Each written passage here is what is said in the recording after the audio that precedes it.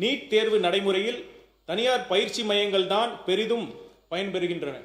பல குடும்பங்கள் தங்களது குழந்தைகளின் நீட் பயிற்சிக்காக பெரும் தொகையை செலவழிக்க வேண்டிய நிலை உருவாகியுள்ளது. தேசிய ஆணைய சட்டம் மற்றும் தொடர்புடைய பிற மைய சட்டங்களில் தேவையான திருத்தங்களை ஒன்றிய அரசு மேற்கொள்ள வேண்டும் என்று தமிழ்நாடு சட்டமன்ற பேரவை ஒருமனதாக வலியுறுத்துகிறது.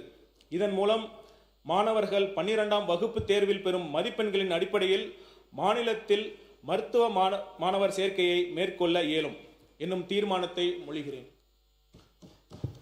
மாண்புமிகு நன்றி, வணக்கம். மாண்புமிகு உறுப்பினர் போஜராஜன் அவர்கள். பரவாயில்ல, அது உட்காருங்க. மாண்புமிகு உறுப்பினர் போஜராஜன் அவர்கள் வரிசையாக வரலாம்.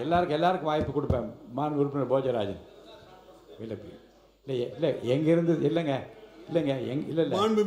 ஸ்டார்ட் பண்ண உட்காருங்க. தயவுசெய்து உட்காருங்க.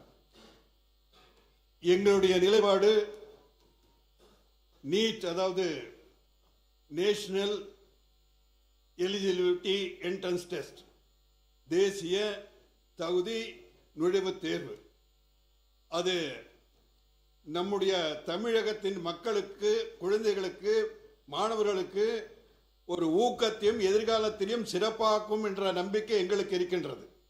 ஏன்னா இப்போ கடந்த இந்த தேர்விலேயே பல்லடத்தில் ஒரே தமிழ் பள்ளியில் 10 மாணவர்கள் நீட் தேர்வில் வெற்றி பெற்றிருக்கிறார்கள்.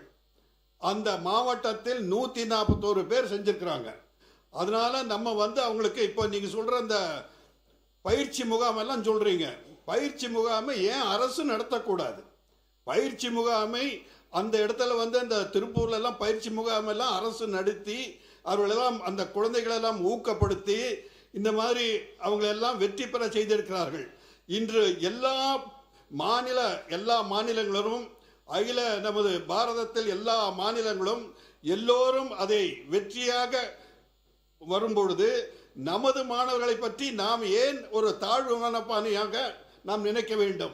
அவர்களையும் ஊக்கப்படுத்தி அவர்களும் நீட், ஏன்னா நம்ம குழந்தைகள் அறிவுஜீவிகள், தமிழக மாணவர்கள் எல்லாம் ரொம்ப ஒன்றும் கம்மி இல்லை, அவங்களும் சிறப்பாக செய்யக்கூடியவர்கள். ஆகவே அவர்களுக்கு ஒரு தரமான நல்ல கல்வி கொடுத்து அவர்களுக்கும் இந்த பயிற்சி மையங்கள் எல்லாம், ஏன்னா தனியார் மருத்துவ கல்லூரிகள் எல்லாம் பணம் பண்ணுகின்ற ஒரு தொழிலாக இதை பயன்படுத்தி விடக்கூடாது. ஆகவே பணம் படைத்தவர்கள் எல்லாம் அந்த எம்பிபிஎஸ் எல்லாம் போய் சேர்ந்துட முடியும். பணம் இல்லாதவர்கள், ஏழை குழந்தைகள் எங்கே போவாங்க?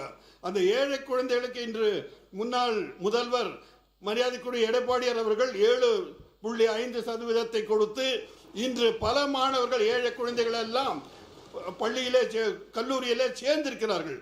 இது மாதிரி ஒரு புதிய திட்டத்தை, நமது மாணவர்களுக்கு உபயோகமான திட்டத்தை, அவர்களை உற்சாகப்படுத்துகின்ற திட்டத்தை என்ன என்று நீங்கள் சிந்தித்து அந்த முறையிலே நீங்கள் செய்தால் நல்லது என்ற எண்ணத்தை தெரிவித்து, இது எங்களுக்கு உடன்படாது என்றதனால் இதை நான் இந்த வாக்களிப்பில் கலந்து கொள்ளாமல் வெளிநடப்பு நடத்துகின்றேன்.